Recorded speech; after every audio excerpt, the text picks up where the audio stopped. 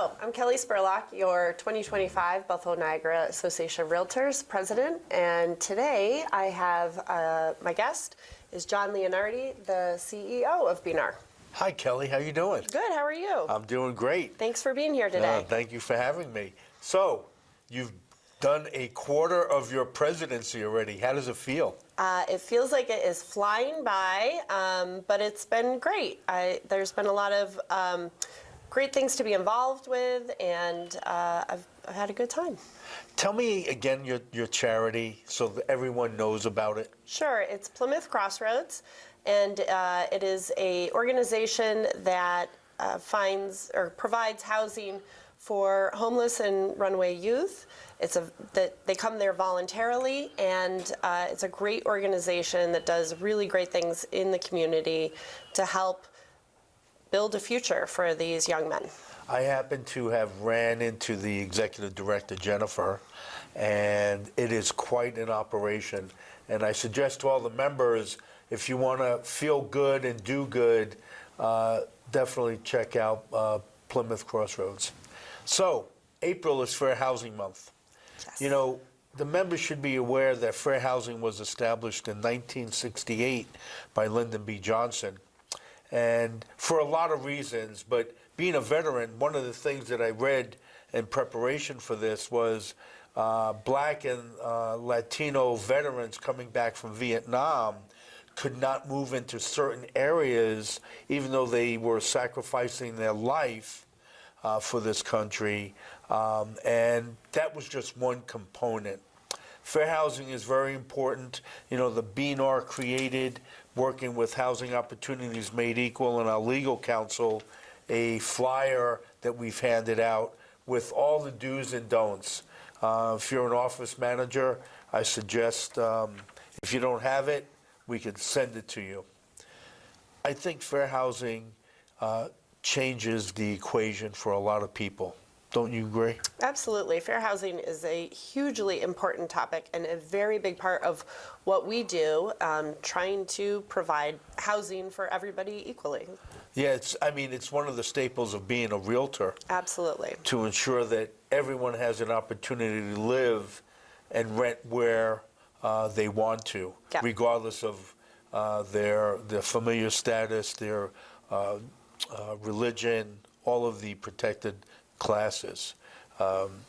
We have on April 9th a Embracing Fair Housing. I will be hosting a panel with a disabled veteran, the legal counsel for Housing Opportunities Made Equal, Ed Negron from U.S. Bank regarding mortgages. I don't know how many people know, but Western New York, Buffalo specifically, has been cited for redlining, and which also has created a disparity in home ownership. And then finally, Harold Caldwell, who is a fair housing enforcement officer for the United States, the Fed. And so April 9th, it'll be on Zoom. You could come here to the BNR office for in-person participation. Yes, I definitely encourage everybody to attend or to watch via Zoom.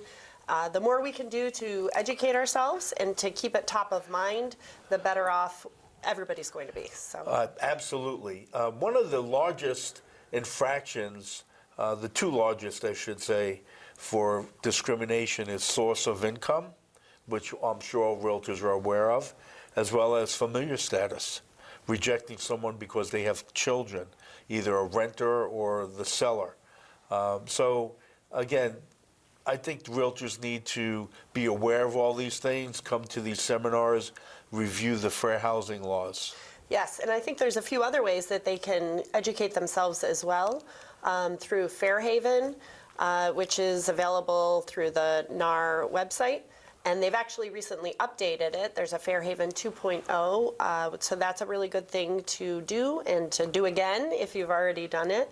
And there's also an At Home with Diversity course that you can get certified that you've been through the training and are familiar with fair housing and you know. I'm an instructor for At Home with Diversity, and I got to tell you, it's a great course. And if you have the time, every member should take it, quite frankly.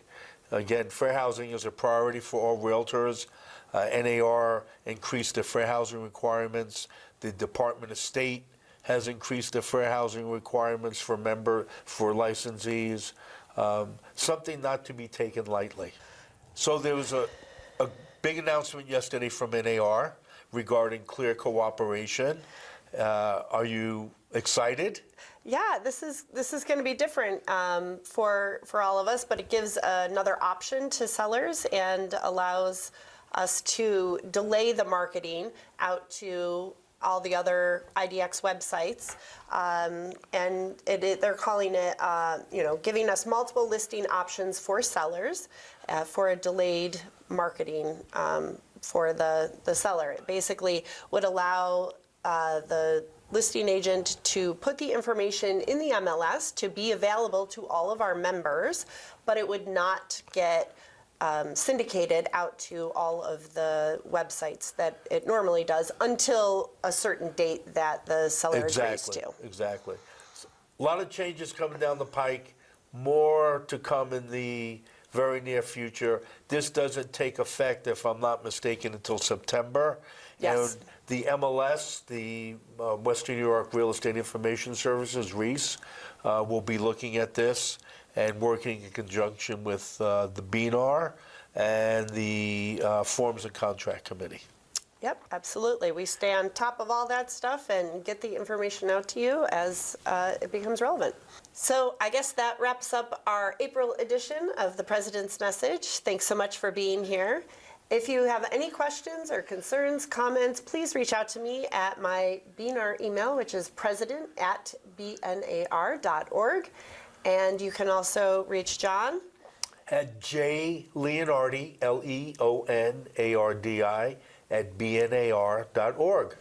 So thanks. Until next month, this is Kelly signing off.